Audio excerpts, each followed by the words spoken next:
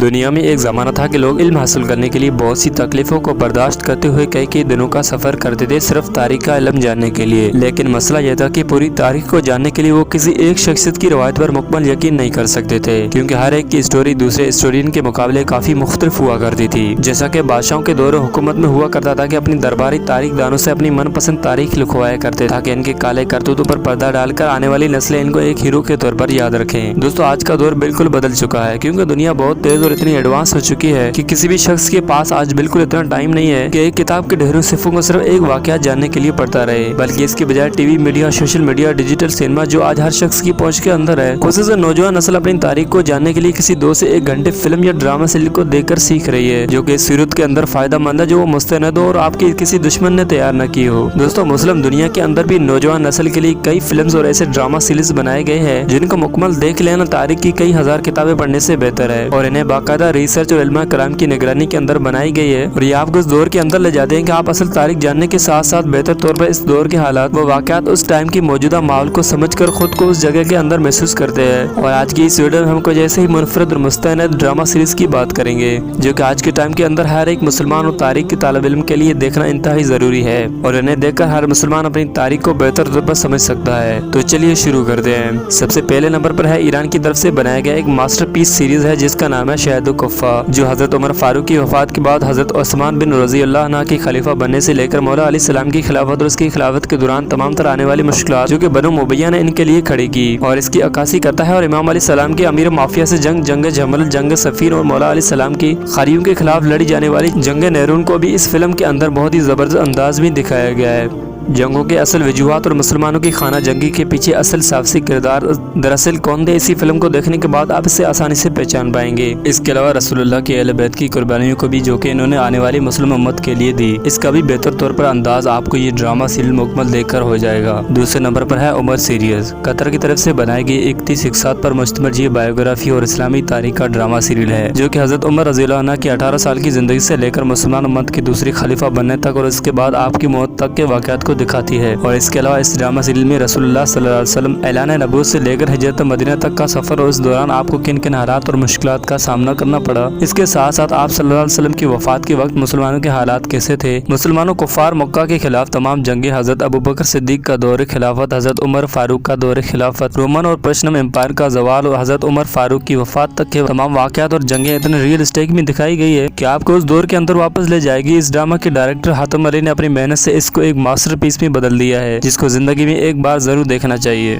تیسرے نمبر پر ہے یوسف پیغمبر سیریز، حضرت یوسف علیہ السلام کی زندگی پر مبنی یہ کہانی قرآن کریم میں موجود احسن القصص یعنی اللہ کے مطابق بہترین قصوں میں سے ایک قصہ کے ایران میں بنی اس فلم کو فرچلا سلاشور نے لکھا اور ڈائریکٹ کیا، اور اسے 2008 کے اندر اس ماسٹر پیس کو آن ایئر کیا گیا، مگر فرچلا کو اس کی قیمت اپنی جان دے کر چکانی پڑی، کیونکہ یوسف پیغمبر کی کامیابی کے بعد وہ بنی اسرائیل کی اصل تاریخ پر فلم بنا کر یہودیوں کو ایکسپوز کرنا چاہتے تھے، مگر اپنے ایک سفر کے دوران اچانک سے ایئرپورٹ پر ان کا سامان غائب ہو گیا اور کئی گھنٹوں کے بعد ملا تو اسی دن سے فرچلا سلاشور کو کھانسی شروع ہو گئی، اور دیکھتے ہی دیکھتے ان کے پھیپھڑوں نے کام کرنا چھوڑ دیا اور ان کی موت کی وجہ بنی۔ 45 قسطوں پر مشتمل یہ ڈرامہ سیریز حضرت یوسف علیہ السلام کے بچپن میں اعلان نبوت کی بشارت کے بعد انہیں اپنے بھائیوں کے ہاتھوں 3 دن کنویں میں ڈالے جانے اور پھر ایک قافلے کے ذریعے انہیں مصر کی بازار کے اندر بیچنے کے علاوہ جوانی کے بعد زلیخا کے ہاتھوں گناہ کی دعوت کو قبول نہ کرنے کی سزا، اپنے انہیں زندان کی قید کی سختیوں کو کس طرح سے برداشت کرنا پڑا، اور بت پرست مذہبی لوگوں نے کس طرح سے ان کی جان لینے کی کوشش کی،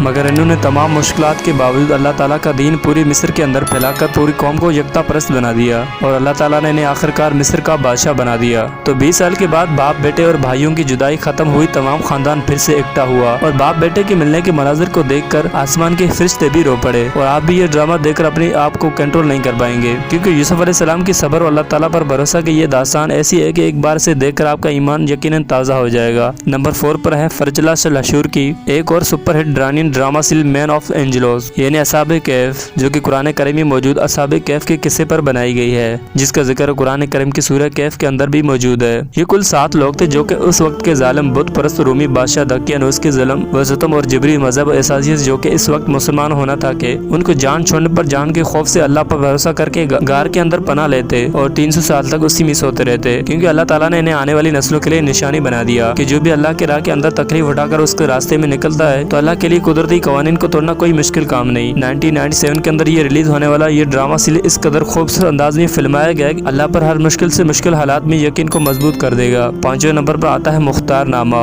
2010 में 40 किस्तों पर नशर होने वाला ये ड्रामा अमीर मुख्तार सख्फी की जिंदगी और इमाम हुसैन अलैहिस्सलाम की शहादत की असलियत, असबाब और उनके किरदारों को निशानदेही करता है। इमाम हुसैन और उनके घर वालों की शहादत का बदला अमीर मुख्तार सख्फी ने कैसे एक एक मुजरिम को चुनकर और उन्हें कत्ल करके लिया, ये मंजर आपको तारीख के कई छुपे हुए हकायक से एक ड्रामा सीरियल के अंदर रूबरू करवा देगा। इस ड्रामे की सबसे खास बात यहाँ पर करबला की मनाजिर कशी है, क्योंकि इमाम हसन के खलीफा बनने के बाद और उसके बाद इमाम हुसैन अलैहिस्सलाम की करबला में शहादत के मंजर को हकायक के साथ इतने हकीकी अंदाज के अंदर दिखाया गया कि मजबूत से मजबूत दिल शख्स भी अपने जज्बात पर काबू न रखते हुए रो पड़े। इमाम हुसैन की शहादत के बाद यजीद की बादशाहत का क़याम और इमाम हुसैन अलैहिस्सलाम और उनकी अहली बैत की तौहीन के मनाजिर, खाना काबा पर यजीद कौम का हमला और वाक़या हरा जब मदीना के अंसार साहिब की इज्जत और माल और जायदाद और जान को लूटा गया। ये सब मनाजिर इस ड्रामा सीरीज की कहानी का हिस्सा है जो आपको पिछले 1400 साल की इस्लामी तारीख को पूरी टाइम लाइन के साथ ऐसे समझा देगा कि आप इसे दोबारा कभी भूल नहीं पाएंगे। दोस्तों, मुझे उम्मीद है कि आज की ये वीडियो आपको पसंद जरूर आई होगी, तो चैनल को सब्सक्राइब और वीडियो को लाइक जरूर कर दीजिएगा।